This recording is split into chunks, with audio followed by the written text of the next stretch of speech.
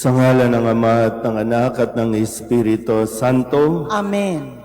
ang pagpapala ng ating Panginoong Heso Kristo, ang pag-ibig ng Diyos Ama, at ang makikipagkaisa ng Espiritu Santo, naway sumainyong lahat. At sumaiyo rin. Mga kapatid, aminin natin ang ating mga kasalanan upang tayo'y maging marapat gumanap sa banal na pagdiriwang.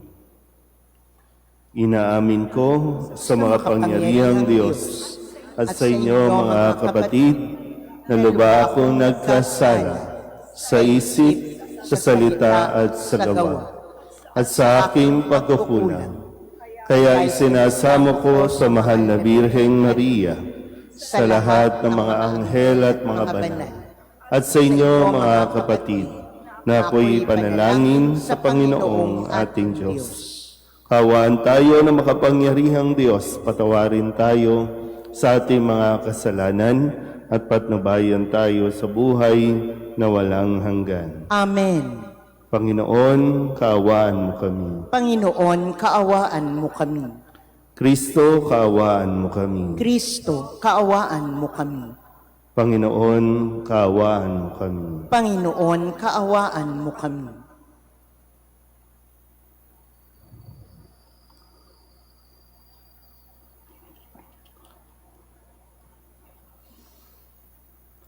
Manalangin tayo.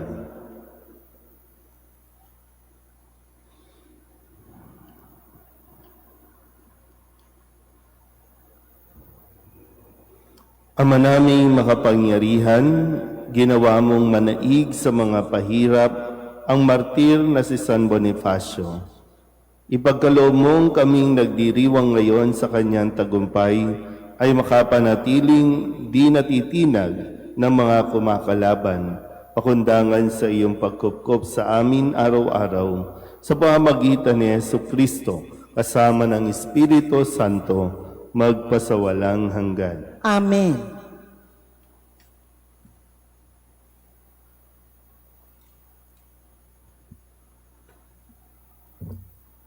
Pagbasa mula sa ikalawang sulat ni Apostol San Pablo kay Timoteo. Pinakamamahal, sinunod mo ang aking aral, ugali at layunin sa buhay.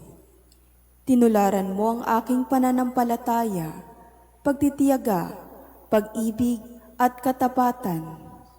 Nasaksihan mo ang mga pag-uusig sa akin, gayon din ang aking pagtitiis sa Antioquia, Iconio at Listra.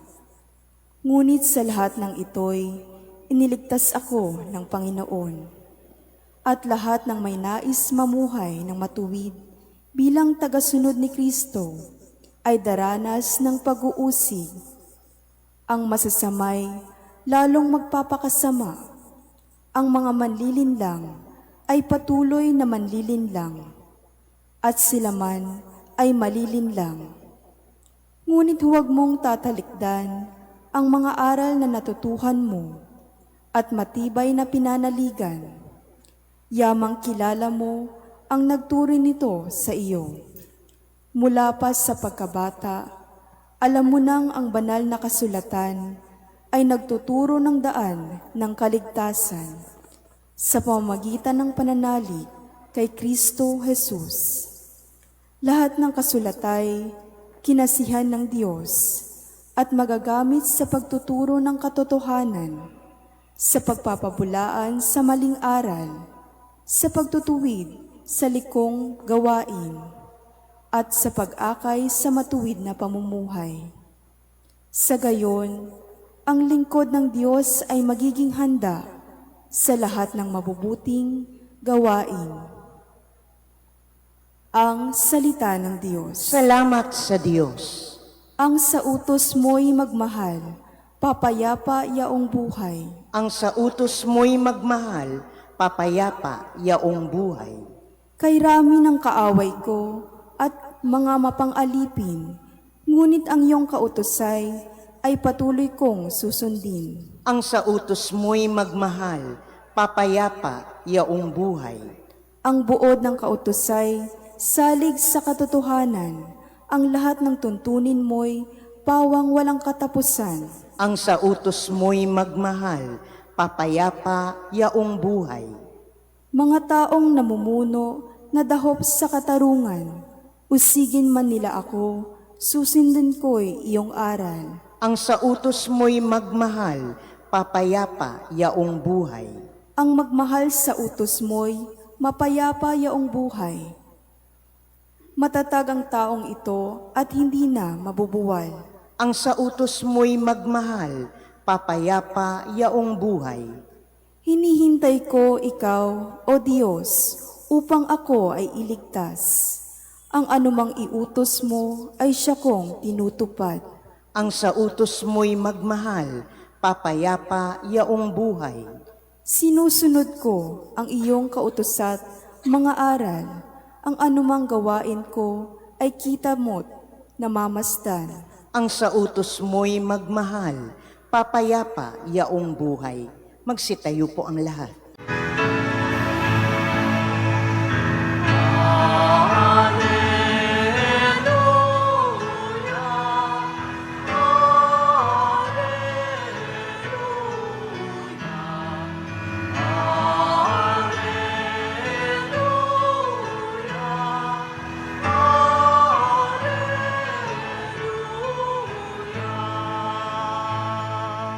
Ang sa akin nagmamahal, tutupad sa aking aral, ama't ako'y mananahan.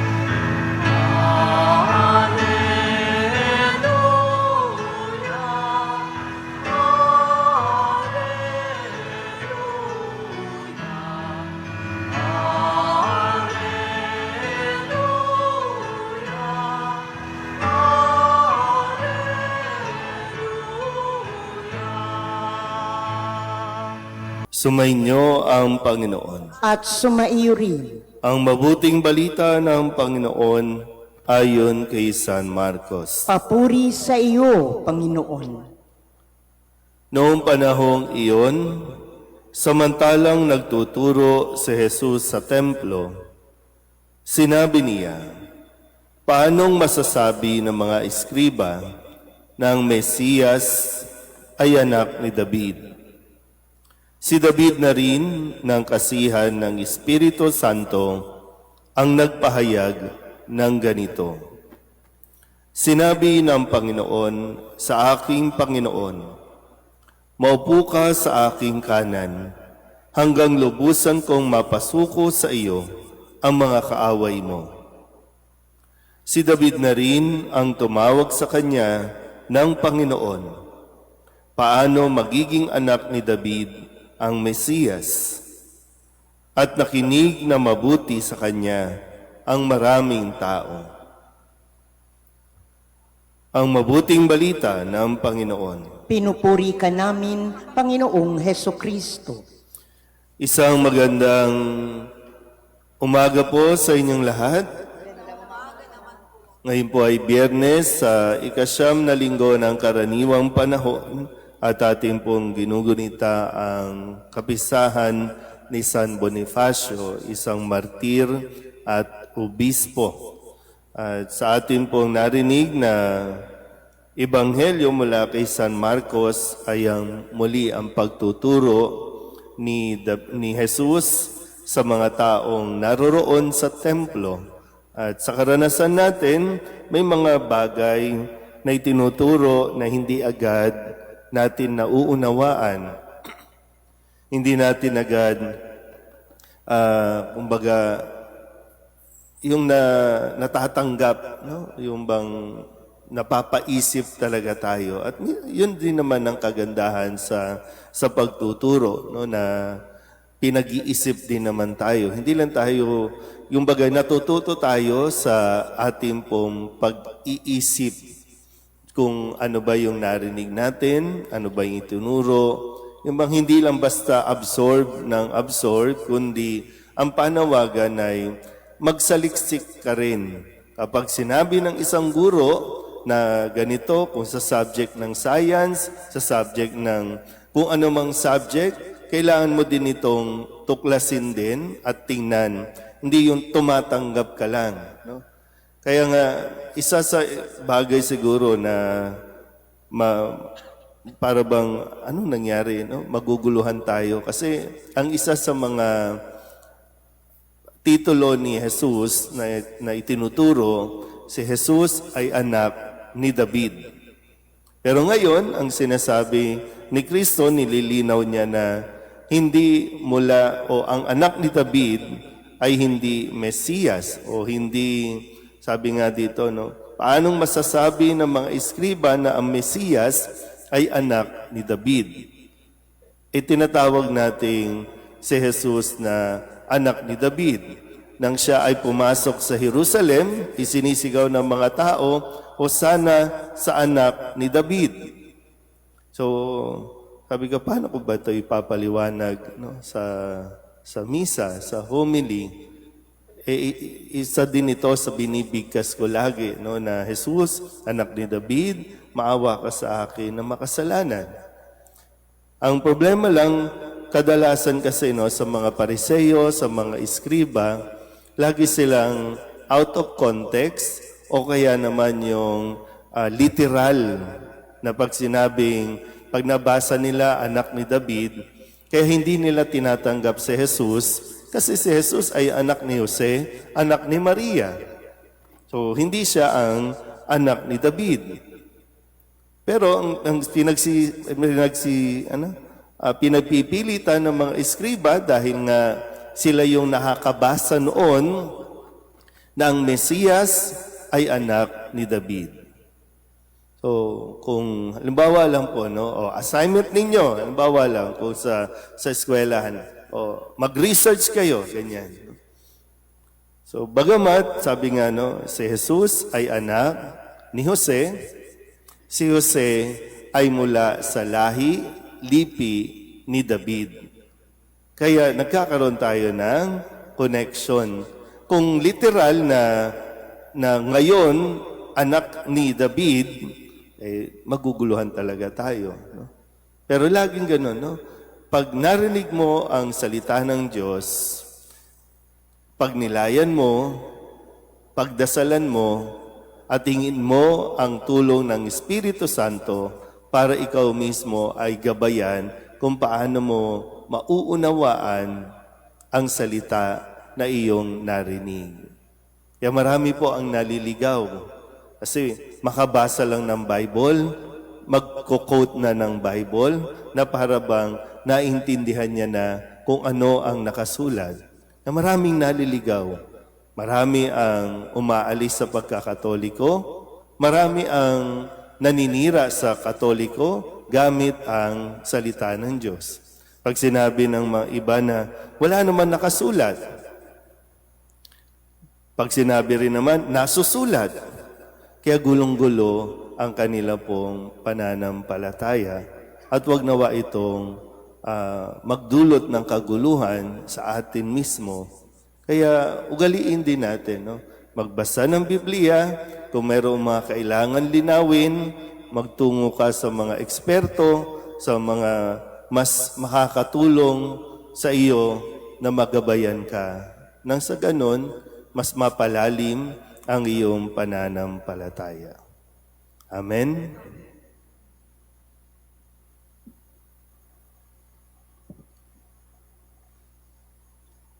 Ang ating pananampalataya kay Jesus bilang Kristo ng Diyos, ang siyang nagtitipon sa atin bilang miyembro ng komunidad na ito. Sa kanyang pangalan, dalhin natin sa Ama ang ating mga kahilingan. Ang ating pong itutugon, Panginoon, dinggin mo ang aming panalangin. Panginoon, dinggin mo ang aming panalangin.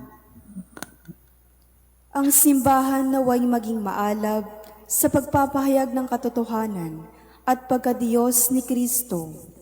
Manalangin tayo sa Panginoon. Panginoon, dinggin mo ang aming panalangin.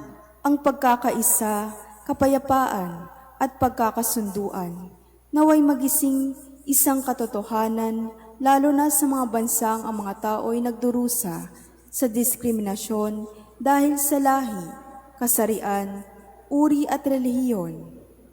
Manalangin tayo sa Panginoon. Panginoon, dinggin mo ang aming panalangin. Ang mga kabataan, naway marinig ang tinig ni Kristo na tumatawag sa kanila sa buhay paglilingkod. Manalangin tayo sa Panginoon. Panginoon, dinggin mo ang aming panalangin. Ang mga may sakit, naway makatanggap ng kasiyahan at lakas mula sa mga nag-aaruga sa kanila. Manalangin tayo sa Panginoon. Panginoon, dinggin mo ang aming panalangin. Upang mamayani ang kapayapaan sa gitnang silangan at sa buong mundo, at ipagadya nawa ang sangkatauhan sa karahasan, kasakiman, at pang-aabuso ng kapangyarihan na nagdudulot ng paghihirap at kamatayan sa marami.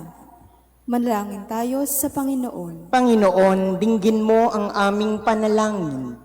Upang ang lahat ng mga nagdurusa dahil sa kalupitan ng digmaan ay daglian ng makaranas ng kapayapaan at mamuhay ng may kapanatagan at kalayaan. Manalangin tayo sa Panginoon. Panginoon, dinggin mo ang aming panalangin. Ang ating mga mahal na yumao, naway humimlay sa kapayapaan ng kaharian ni Kristo. Manalangin tayo sa Panginoon. Panginoon, dinggin mo ang aming panalangin.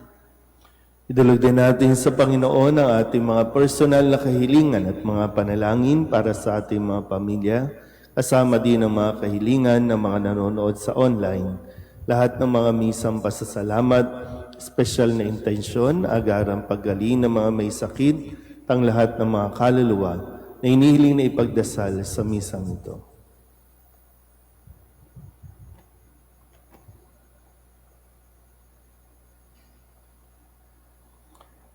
Ang lahat ng ito inihiling namin sa ngalan ni Kristong aming Panginoon. Amen.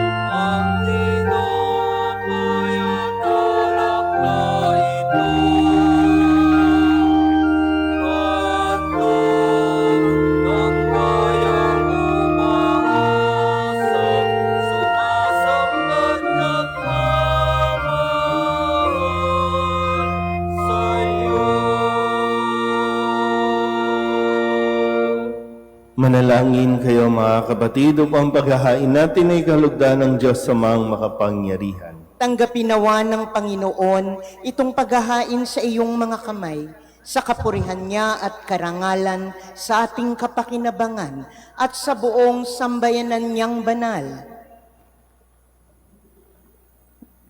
Ama naming lumikha, pakabanalin mo at basbasan ang mga alay na nakahanda upang paalabin nito ang aming diwa sa ningas ng pag-ibig mo na nagdudulot ng tagumpay sa pagpapakasakit ni San Bonifacio sa pamamagitan ni Jesucristo kasama ng Espiritu Santo magpasawalang hanggan. Amen. Sumainyo ang Panginoon. At sumaiyo rin, Itaas sa Diyos ang inyong puso at diwa. itinaas na namin sa Panginoon. Pasalamatan natin ang Panginoong ating Diyos. Marapat na siya'y pasalamatan. Ama naming makapangyarihan, tunay ngang marapat na ikaw ay aming pasalamatan ngayong aming kagalakan ni si San Bonifacio ay parangalan. Siya'y kapanalig naming may paninindigan na ikaw ay ipahayag kahit siya'y mamatay, sapagkat minarapat mong kanyang matularan ang iyong anak na naghain ng sariling buhay. Tulad ng naganap sa iyong anak, ang dugo ng mga martir ay dumanak hindi dahil sa katatagang likas, kundi dahil sa iyong bigay na lakas. Kaya kaysa ng mga anghel na nagsisiawit ng papuri sa iyo nang walang humpay sa kalangitan, kami nagbubunyi sa iyong kadakilaan.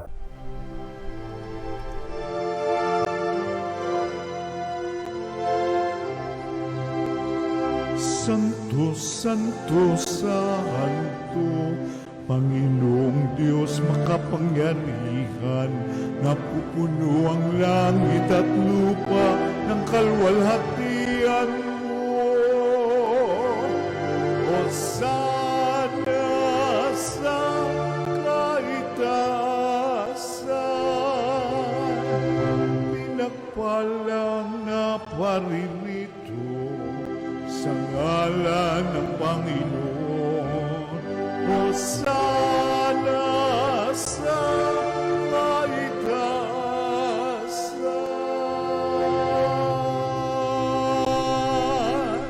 Ama naming banal, ikaw ang bukal ng tanang kabanalan. Kaya't sa pamamagitan ng iyong Espiritu, gawin mong banal ang kaloob na ito upang para sa aming maging katawan at dugo ng aming Panginoong Heso Kristo. Bago niya pinagtis ang kusang loob na maging handog, inawakan niya ang tinapay, pinasalamatan kaniya, pinaghati-hati niya iyon, iniabot sa kanyang mga alagad at sinabi, "Tanggapin ninyong lahat ito at kanin, ito ang aking katawan na ihahandog para sa inyo."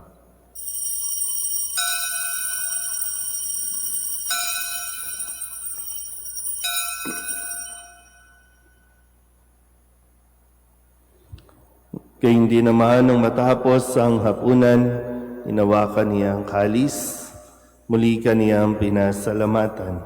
Iniabot niya ang kalis sa kanyang mga alagad at sinabi, "Tanggapin ninyong lahat ito at inumin. Ito ang kalis ng aking dugo ng bago at walang hanggang tipan, ang aking dugo na ibubuhos para sa inyo at para sa lahat sa ikapagpapatawad ng mga kasalanan. Gawin ninyo ito sa pag-alaala sa akin."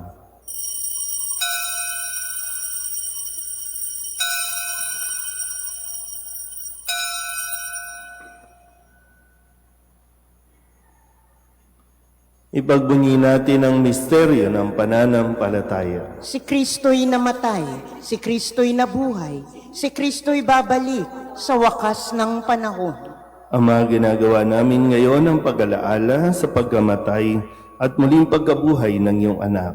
Kaya tiniaalay namin sa iyo ang tinapay na nagbibigay buhay at ang kalis na nagkakaloob ng kaligtasan. Kami nagpapasalamat dahil kami iyong minarapat na tumayo sa harap mo para maglingkod sa iyo. Isinasamo namin kami magsasalo-salo sa katawan at dugo ni Kristo ay mabuklod sa pagkakaisa sa pamamagitan ng Espiritu Santo.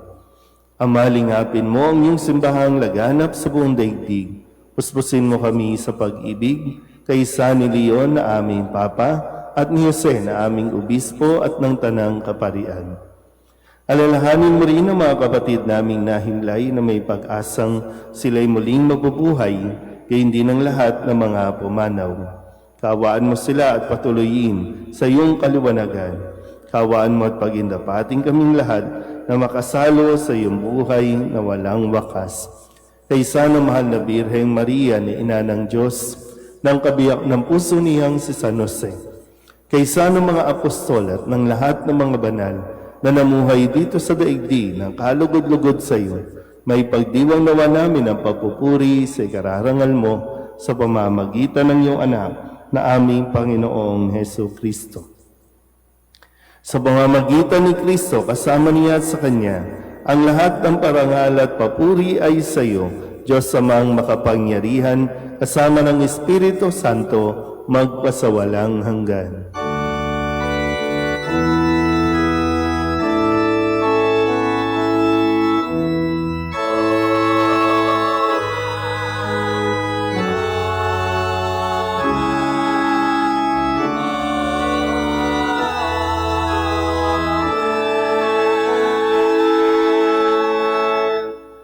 sa tagubilin ng mga nakagagaling na utos at turo ni Jesus sa Panginoon natin at Diyos, ipahayag natin ang lakas loob.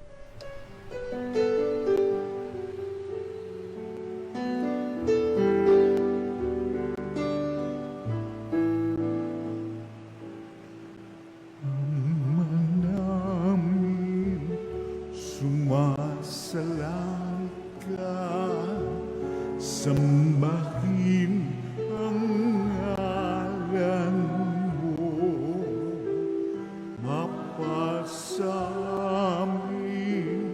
ang kaharian mo, sundin ang loob mo dito sa lupa para nang sa langit. Bigyan mo po kami ngayon ng aming kakanin sa araw-araw at patawarin mo kami sa aming mga sala para ng pagpapatawa namin sa nagkakasala sa amin. At huwag mo kaming ipagdulot sa tukso, at yadya mo kami sa lahat ng masama. Hinihiling namin kami iadya sa lahat ng masama, pagkalooban ng kapayapaan araw-araw, iligtas sa kasalanan at ilayo sa lahat ng kapahamakan, samantalang aming pinananabikan ang dakilang araw ng pagpapahayag ng tagapagligtas naming sa Jesucristo. Sapagkat iyo ang kaharian at ang kapangyarihan at ang kapurihan magpakailanman. Amen. Panginoong Jesucristo, sinabi mo sa iyong mga apostol, kapayapaan ang iniiwan ko sa inyo, ang aking kapayapaan ang binibigay ko sa inyo. Tunghayan mo ang aming pananampalataya at huwag ang aming mga pagkakasala. Pagkalooban mo kami ng kapayapaan at pagkakaisa ayon sa iyong kalooban, kasama ng Espiritu Santo, magpasawalang hanggan. Amen. Ang kapayapaan ng Panginoon ay laging sumainyo. At sumaiyo rin. Mabigayan tayo ng kapayapaan sa isa't isa.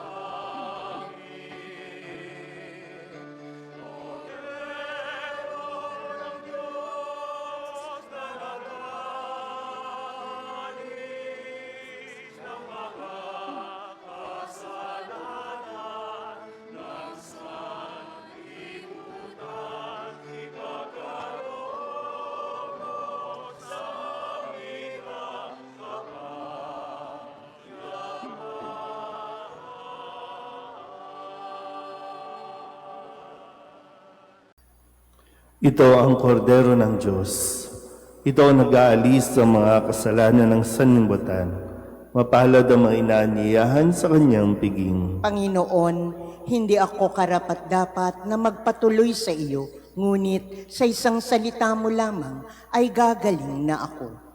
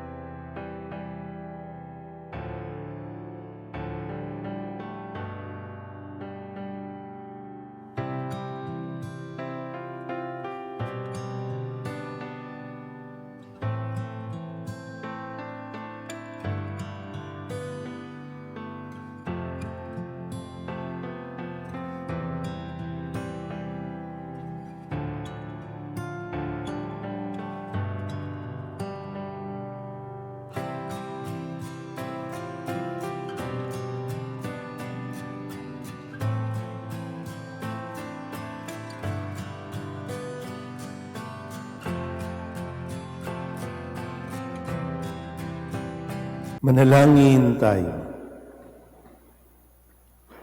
Ama naming mapagmahal, ang tinanggap naming banal na pakikinabang ay makapagdulot nawa sa amin ng katatagan na nagkaloob ng katapatan sa paglilingkod at tagumpay sa pagtitiis ng pagsubok sa iyong martir ni San Bonifacio sa pamamagitan ni Jesucristo kasama ng Espiritu Santo magpasawalang hanggan. Amen.